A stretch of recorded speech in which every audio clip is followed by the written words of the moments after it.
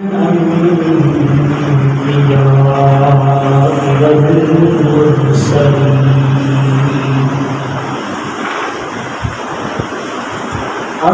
بعد فأعوذ بالله السميع العليم من الشيطان اللعين الرجيم بسم الله الرحمن الرحيم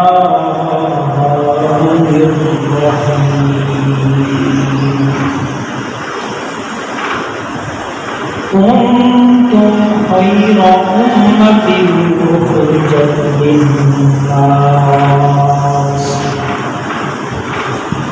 للناس تأمرون بالمعروف وتنهون عن المنكر وتؤمنون بالله.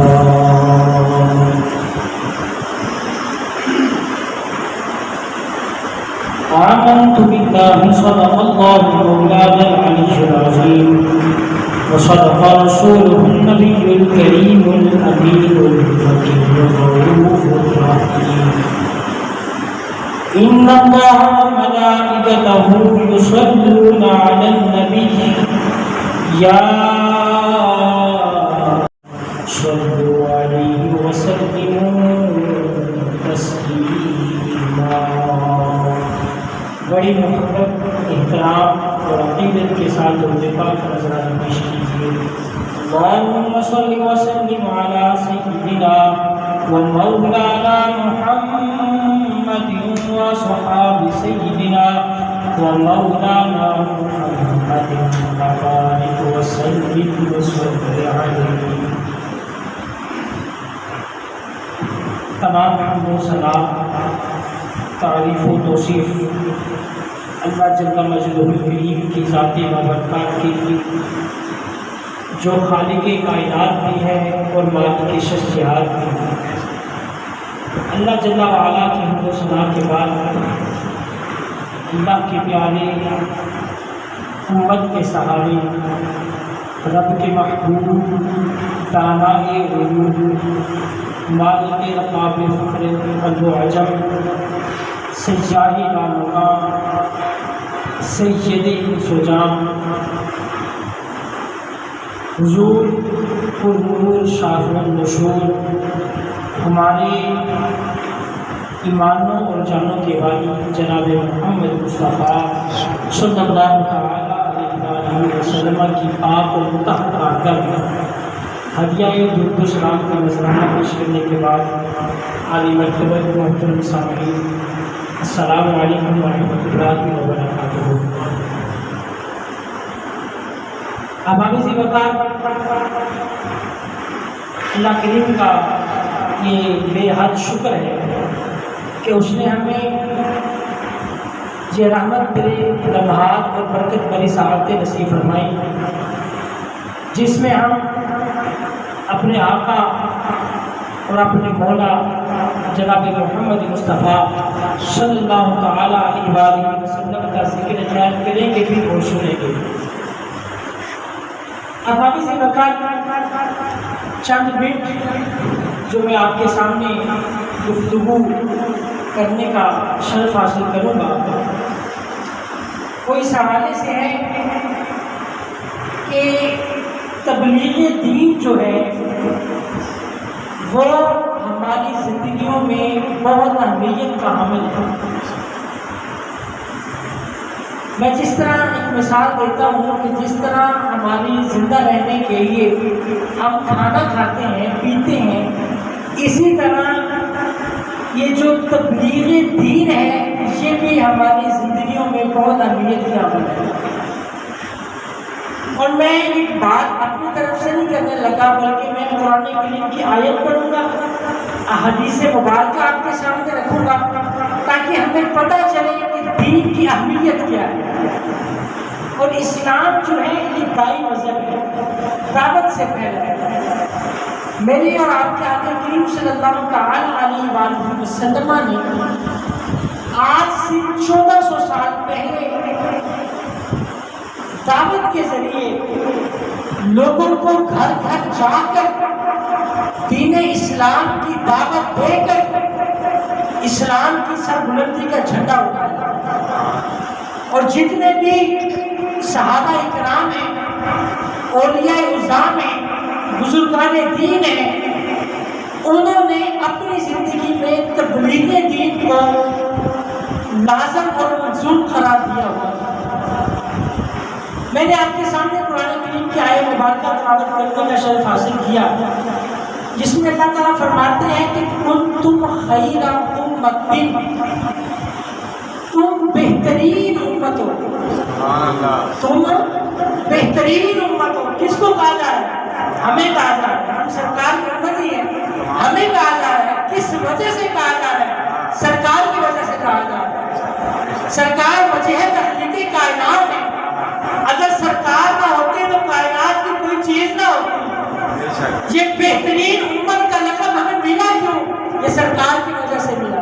ہمارے اعمال اس قابل نہیں کہ ہم بہترین ہوں، ہم اچھے ہوں، ہم گندے، ہمارے اعمال گندے، لیکن اللہ فرما رہا ہے کہ تم بہترین امت ہو۔ کیوں؟ اخرجت للناس، کہ لوگوں میں ظاہر کیے گئے ہو۔ کیوں؟ تأمرون بالمعروف وتنہون عن المنکر، کہ تم نیکی کا حکم دیتے ہو اور برائی سے روکتے ہو۔ یہ سرکار کی امت کا خاصہ اللہ تعالیٰ نے قرآن کریم میں ارشاد فرمایا۔ اور پھر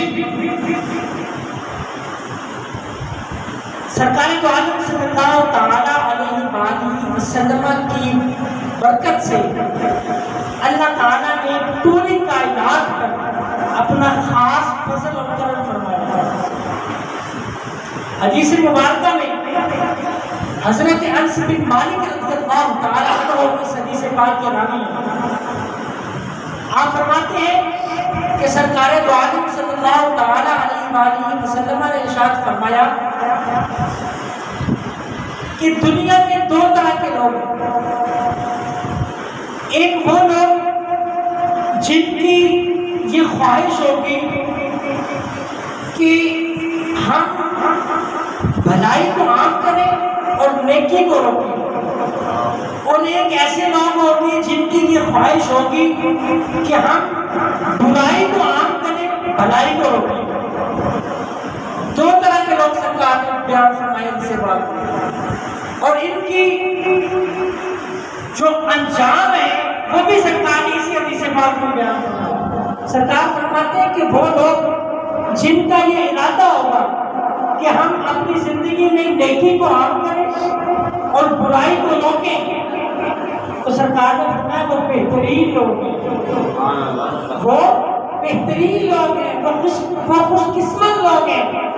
اور وہ لوگ جن کا یہ ارادہ ہوگا کہ ہم بھلائی کی بجائے برائی کو اوپر لے کر جائیں، برائی کو ترجیح دیں، تو سرکار نے فرمایا کہ ان کے لیے ہلاکت ہے۔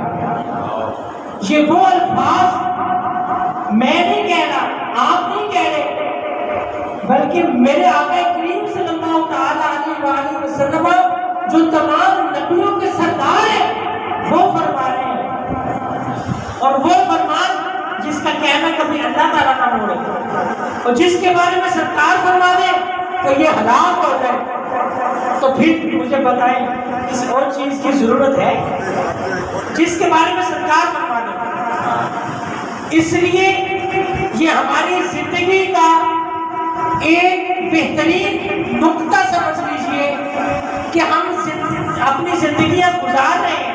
ہمارا یہ مقصد نہیں کہ ہم اٹھ کر چراغ روزی کی تلاش میں چلے جائیں، کھائیں پیئیں پھر سو جائیں پھر اٹھیں پھر وہی کام۔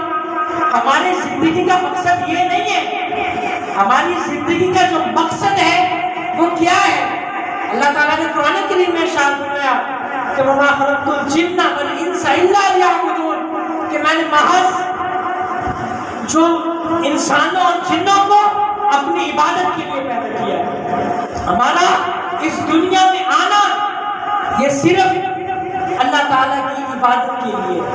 یہ جو زندگی کے معاملات ہیں یہ تو اخروی ہیں، یہ تو یہاں رہ جانے ہیں، لیکن جو ہمارے قبر و حشر میں وہ کام آنے ہیں وہ اتباع رسول صلی اللہ علیہ وسلم کا کام آنی ہے، اور جو نیک اعمال کیے ہوں گے وہ کام آئیں گے۔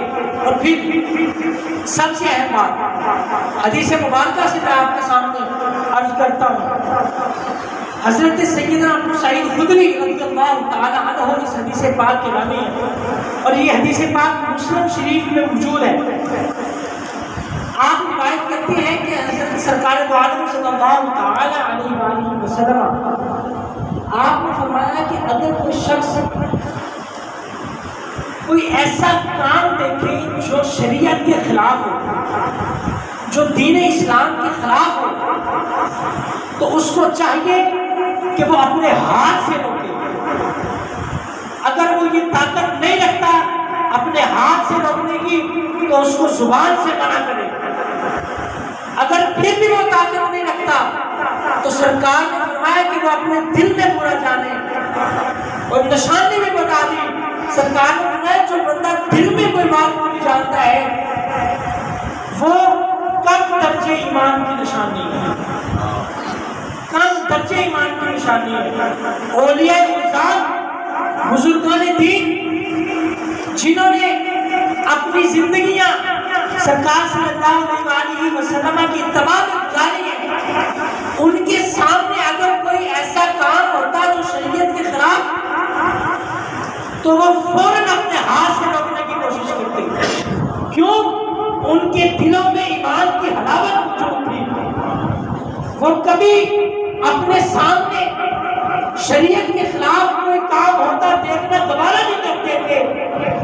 لیکن آج ہم اپنی زندگیوں کا محاسبہ کریں کہ ہمارا کیا حال ہے۔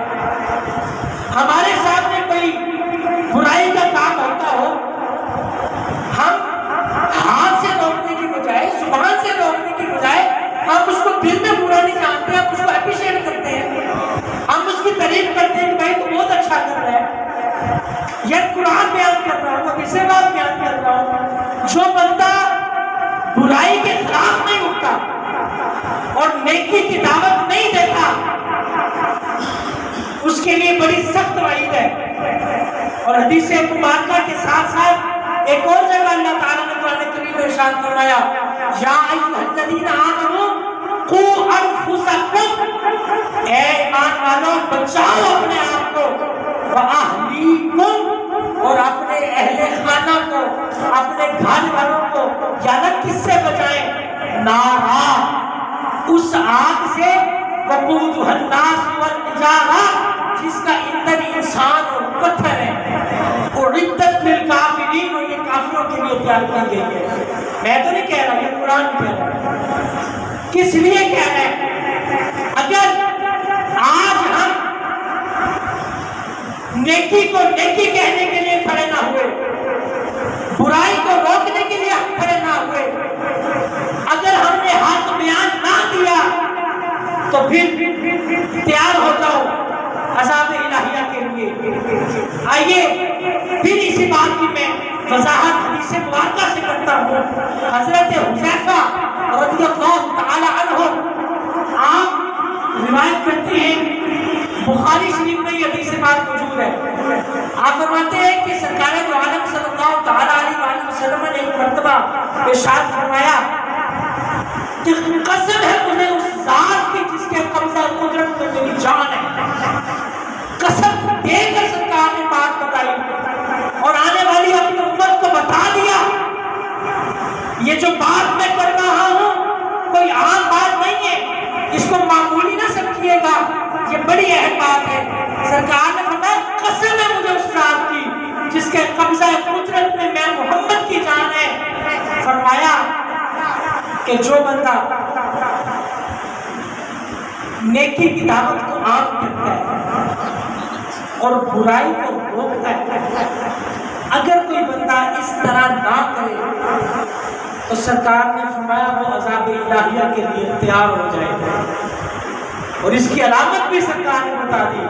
سرکار نے فرمایا پھر جب وہ دعا کرے گا اللہ تعالیٰ اس کی دعا کو قبول نہیں کرے گا۔ حدیث پاک ہے۔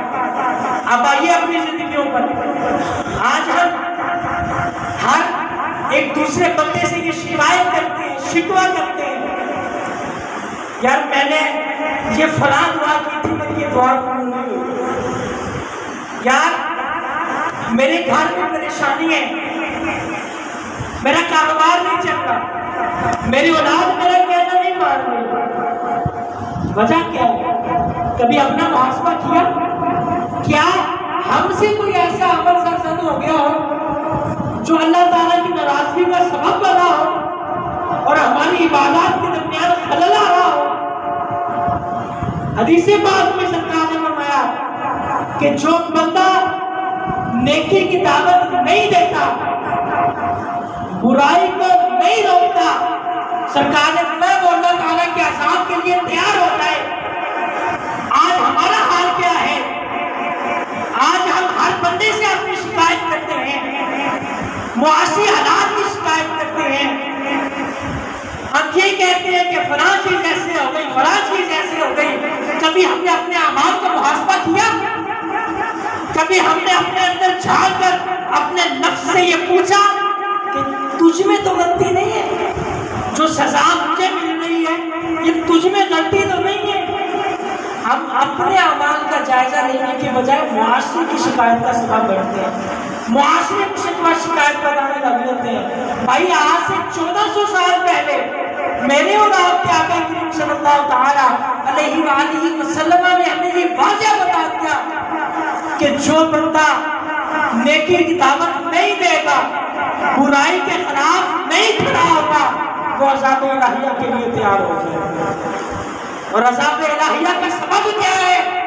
کہ وہ جو بھی دعا کرے گا اللہ تعالیٰ اس کی دعا کو قبول نہیں کرے گا، اللہ تعالیٰ اس کی دعا میں برکت ہی نہیں رکھے گا۔ آج ہم اس اجتماع میں، جمعہ کے اجتماع میں یہ عہد کر کے اٹھیں، ہمیں کوئی کہے کہ یار 2 منٹ بیٹھ کر ہم نے سرکار کی باتیں کرنی ہے، قرآن کی تعلیم کی باتیں کرنی ہے، تو ہم اس کے سامنے اپنی زندگی کی مصروفیت کی اتنی لمبی لسٹ رکھ دیتے ہیں، میں نے یہ کام کرنا، میں نے یہ کام کرنا، میں نے فلاں کام کرنا۔ دین کو سننا بھی ہم گوارا نہیں کرتے، اچھی بات سننا ہم گوارا نہیں کرتے، تو پھر یار مصیبتیں تو ہمارے پر آنی ہیں، مسائل تو ہم پر آنے ہیں۔ یہ ارادہ کر کے اٹھیں کہ آج سے ہم یہ عہد کرتے ہیں کہ ہم انشاءاللہ نیکی کی دعوت دیں گے اور برائی کے خلاف کھڑے ہوں گے، اور پھر دیکھیے گا کہ اللہ تعالیٰ آپ کی زندگیوں کو کیسے برکتیں لے کر آتا ہے۔ آپ روزانہ صرف ایک بات عمل کریں اور دوسروں کو بتائیں، دیکھیے گا کہ آپ کی زندگی میں کیسے انقلاب آتا ہے۔ پھر دیکھیں اللہ تعالیٰ کی برکات، اس کی رحمتیں آپ پر کیسے نازل ہوتی ہیں۔ کمی ہم میں ہے، عیب ہم میں ہے، ہمارا وہ برتن خالی نہیں ہے کہ ہم اس کی رحمت کو سمیٹ سکیں۔ گناہوں کی وجہ سے، ہر عیب کی وجہ سے ہم اس کی رحمت کو سمیٹنے سے غافل ہیں، تو پھر ہم معاشرے سے شکایت نہ کریں۔ بھائی معاشرے سے شکایت کرنے سے پہلے اپنا محاسبہ کرو۔ بزرگان دین فرماتے ہیں کہ اس کا بہترین طریقہ یہ ہے کہ جب رات کو لیٹیں، سونے سے پہلے اپنی آنکھوں کو بند کر کے اپنے آپ سے یہ سوال کریں کہ آج میں نے کیا کیا؟ میں نے کوئی ایسا کام تو نہیں کیا جو اللہ کی ناراضگی کا سبب ہو؟ میں نے کوئی ایسا کام تو نہیں کیا جو سرکار کی ناراضگی کا سبب ہو؟ اگر کیا تو رات کو سونے سے پہلے یہ وعدہ کر کے اور یہ توبہ کر کے اللہ کی بارگاہ میں سوئیں، کاش یہ ہماری آخری رات نہ ہو، اور توبہ کریں، اور جب کل کو اللہ تعالیٰ آپ کو نئی زندگی دے تو پھر اس گناہ سے اجتناب ہونے کی کوشش کریں۔